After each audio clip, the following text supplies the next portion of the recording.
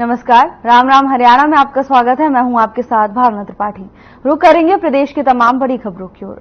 मुख्यमंत्री नायब सिंह सैनी जरूरी मीटिंग के लिए दिल्ली रवाना हो गए हैं।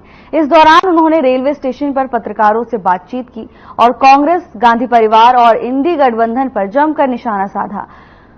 उन्होंने कहा कि राहुल गांधी को भारतीय संस्कारों की जानकारी नहीं है। लोकसभा चुनाव के दौरान कांग्रेस ने देश की जनता से संविधान को लेकर बड़ा झूठ का बड़ा चक्रव्यूह रचा था। राहुल गांधी ने पवित्र संविधान की प्रति लेकर जनता के बीच झूठ बोलने का काम किया है। राहुल गांधी ने कहा था कि यदि मोदी फिर से देश के प्रधानमंत्री बने तो संविधान खत्म हो जाएगा। इसके साथ ही लोकसभा चुनाव के दौरान एक जनसभा को संबोधित करते हुए राहुल गांधी ने कहा था कि जिस दिन नतीजे आएंगे उसी दिन जनता के खाते में 8,000 रुपए खटखट आ जाएंगे। राहुल बताएं वो 8,000 कहां गए। इसके साथ ही उन्होंने कहा कि प्रधानमंत्री नरेंद्र मोदी के 10 साल के कार्यकाल में दुनिया के अंदर भारत का रुतबा बढ़ा है।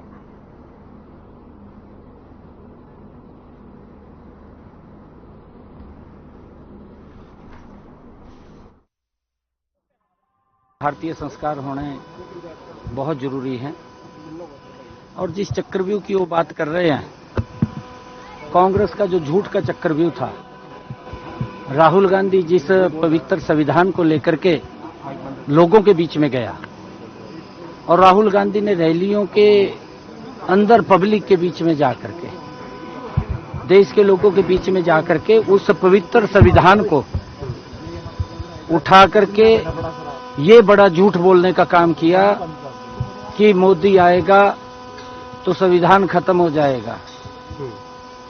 एक और झूठ उसने बोला, ये तो मंच के ऊपर उसकी वीडियो है, राहुल गांधी को आप दिखा भी सकते हैं, जागरूक पत्रकार हैं। उन्होंने मंच से कहा कि 4 तारीख को रिजल्ट आएगा, खटाखट 8,500 रुपए खाते में आ जाएंगे।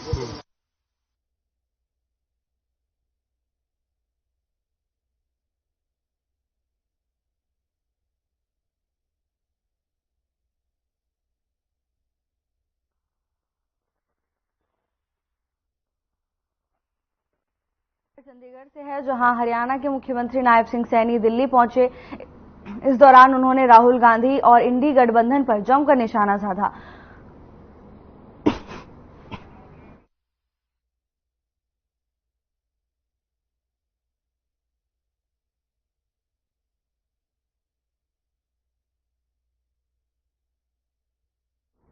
हरियाणा के पूर्व मंत्री और झज्जर की कांग्रेस विधायक गीता भुक्कल ने प्रदेश की बीजेपी सरकार पर जुबानी हमला बोला। जुबानी हमला बोलते हुए उन्होंने कहा कि आगामी विधानसभा मॉनसून सत्र में पूरी तैयारी के साथ बीजेपी सरकार आएगी। कारण यह है कि इस बार मॉनसून सत्र में विपक्ष अपनी पूरी तैयारी के साथ आने वाला है। इसके साथ ही उन्होंने कहा कि बेरोजगारी, किसान, युवा और कानून व्यवस्था ऐसे मुद्दे हैं जिन पर कांग्रेस सरकार को घेरने वाली है।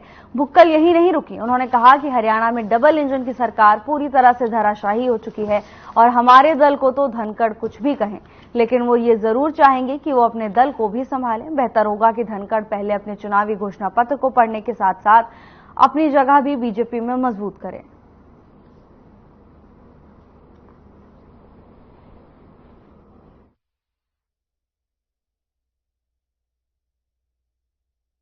न केवल मानसून सत्र की, आने वाले विधानसभा चुनाव की भी कांग्रेस पार्टी ने पूरी तरह से तैयारियां कर रखी हैं। हम लोग सभी लोग फील्ड में उतरे हुए हैं, कांग्रेस के सभी साथी वर्कर उतरे हुए हैं। लोकसभा के चुनाव में भी सबसे ज्यादा वोट अगर कहीं मिले तो हरियाणा में कांग्रेस पार्टी को 47.6% मिलने का काम किया है, जिसमें हमने 5 सीटें मजबूती से जीती और जो 5 सीटें हम लोग हारे भी हैं वो भी हमारे कम मार्जिन से थी। और आने वाला जो मानसून सत्र है वो बहुत ज्यादा हंगामेदार होगा, क्योंकि विपक्ष के पास बहुत सारे मुद्दे हैं।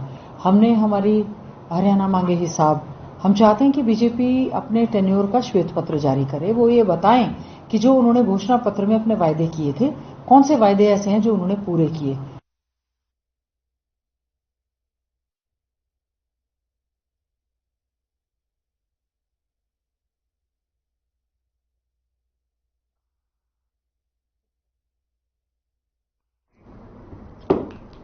बीजेपी पार्लियामेंट्री बोर्ड की सदस्य और पूर्व सांसद डॉक्टर सुधा यादव ने विधानसभा चुनाव लड़ने का संकेत दिया है। रेवाड़ी के पीडब्ल्यूडी रेस्ट हाउस में प्रेस कॉन्फ्रेंस के दौरान पत्रकारों ने उनसे चुनाव लड़ने का सवाल पूछ लिया, जहां डॉक्टर सुधा यादव ने हंसते हुए जवाब दिया कि अभी उन्होंने इस पर कुछ नहीं सोचा है। इसी के साथ डॉक्टर सुधा यादव ने कहा कि भले ही हरियाणा में हमारी लोकसभा की सीटें घटकर 5 रह गई, लेकिन हमने विधानसभा वाइज देखें तो कांग्रेस से ज्यादा सीटें जीती हैं। सुधा ने कहा कि जिस तरह केंद्र में प्रधानमंत्री नरेंद्र मोदी के नेतृत्व में तीसरी बार सरकार बनी है, ठीक उसी तरह आने वाले विधानसभा चुनाव में बीजेपी लगातार तीसरी बार सरकार बनाएगी।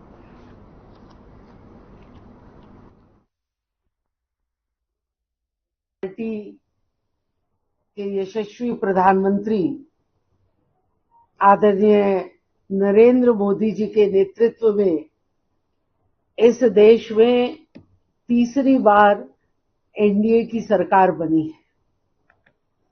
एनडीए की सरकार बनाने के लिए देश के मतदाताओं ने जो हमारा साथ दिया, उसका मैं तहे दिल से आभार व्यक्त करती हूं कि उन्होंने हमें अपना विश्वास और अपनी आस्था जगाई है।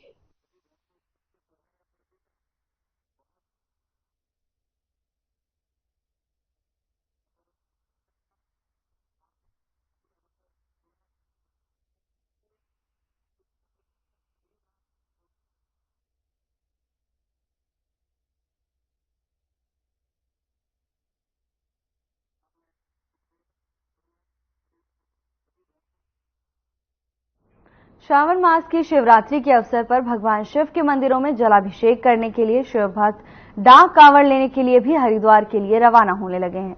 वहीं पैदल कांवड़ लेकर आने वाले शिव भक्तों के जत्थे भी अपनी मंजिल की ओर बढ़ रहे हैं। इसी कड़ी में फरीदाबाद के बल्लभगढ़ मलेरडा रोड से हरिद्वार के लिए रवाना डाक कांवड़ हुई।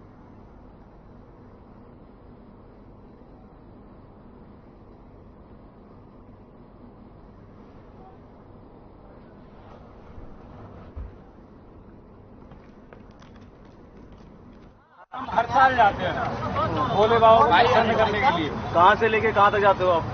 हरिद्वार से बल्लभगढ़। हरिद्वार से बल्लभगढ़। कितने बंदों की टीम है आपकी? 30-40 बंदे। 30-40 बोले हैं। हाँ, तो कैसे लेके आते हैं, क्या कुछ इस बारे में बताइए। डाक कांवड़ लाते हैं भाग के। डाका कब जल उठाओगे, कब पहुंचोगे, कितने समय रहता है? 1 तारीख को उठाएंगे, 2 तारीख को चढ़ा देंगे, समय भोले की मर्जी।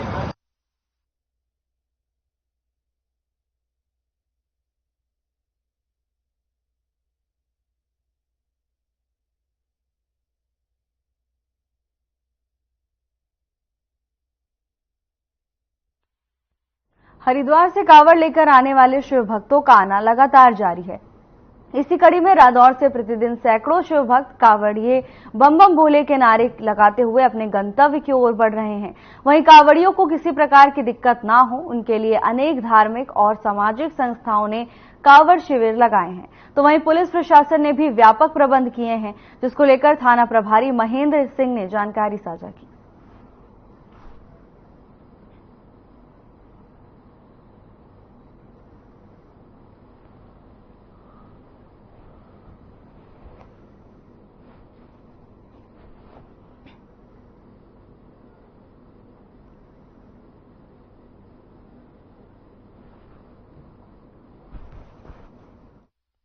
be 22 जुलाई से 2 अगस्त तक कावड़ यात्रा का आयोजन चल रहा है। इस कावड़ यात्रा को सुरक्षित और सफल बनाने के लिए हमने यात्रा ट्रैफिक को कंट्रोल करने के लिए और धीरे चलाने के लिए जेएमआईटी चौक के ऊपर बैरिकेड लगाए हैं, भूपा चौक पर बैरिकेड लगाए हैं, अनाज मंडी पे बैरिकेड लगाए हैं और त्रिवेणी चौक पर बैरिकेड लगाए हैं और सांगीपुर नाके पे बैरिकेड लगाए हैं और सांगीपुर और त्रिवेणी चौक पर नाके लगा गए हैं। वहां मुलाजिम है, एम्बुलेंस खड़ी की गई है।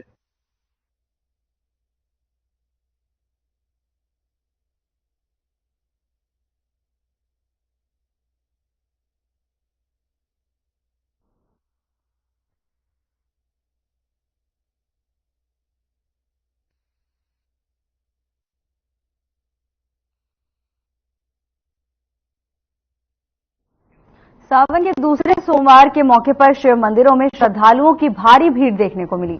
यमुनानगर के सरोजनी कॉलोनी स्थित शिव मंदिर में भी श्रद्धालुओं का तांता लगा।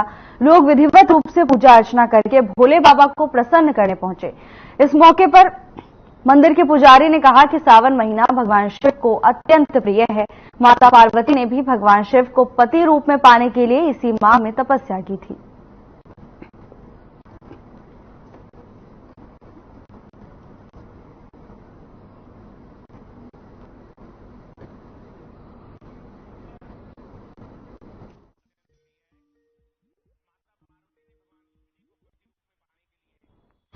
श्रावण मास में ही तपस्या की थी, निराहार रहकर, और खूब तपस्या की। और इसीलिए सारे भक्त भी चाहते हैं कि हम भी भगवान का व्रत रखकर उनका पूजन बड़ी उस श्रद्धा और विश्वास के साथ, जितना हो सके संयम के साथ भगवान शिव जी की पूजा करें, ताकि जैसे माता पार्वती पर भगवान जी की कृपा हुई थी, सब भक्तों पर भी भगवान की कृपा हो।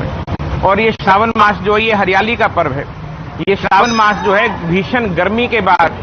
मैं केशव प्रधान, अम्बाला सिटी से। ये हमारी 20वीं कांवड़ यात्रा है और हमारी श्रद्धा यही है कि हम जब भी कांवड़ यात्रा में जाते हैं तो हमारा मन वहीं पे। और 1-1.5 साल हो गया मुझे इधर यमुनानगर रहते हुए।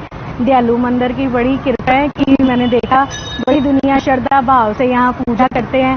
पंडित जी भी बहुत, इस मंदिर के जो हेड हैं दयालु जी महाराज के ये जो बेटे हैं, बहुत ही अच्छे तरीके से इन्होंने पूजा पाठ करवाई। मैं देखती हूँ हर साल सावन में यहाँ और भी सारे जो दिन त्योहार होते हैं। नूह के गांव के सरकारी स्कूल प्रांगण में डंपिंग स्टेशन के विरोध में तकरीबन 50 गांव के किसानों और गणमान्य लोगों की महापंचायत हुई। महापंचायत में फैसला लिया गया कि इस मामले में मजबूती से लड़ाई लड़ने के लिए कमेटी का गठन किया जाए। साथ ही आगामी गुरुवार को उपायुक्त धीरेन्द्र खड़गटा की सैकड़ों की संख्या में पहुंचकर ज्ञापन दिया। इस पंचायत में जो भी डिसीजन हुए वो अभी थोड़ी देर पहले नंबरदार जी ने बताए थे। एक कमेटी बनाई गई है, वो कमेटी वीरवार को जिस हिसाब से मिलेगी और अपने सारी समस्याएं रखेगी। ये फैसला ये लिया गया है जी, हमने अखबार के माध्यम से देखा था और यहाँ सर्वे, आज यहाँ लगभग अखबार के माध्यम से ये सुना गया था। जैसे हमारे सरपंच साहब से भी पूछा गया एंट्री से कि प्रशासन। एक छोटे से ब्रेक के लिए रुकेंगे, जल्द हाजिर होंगे ब्रेक के बाद।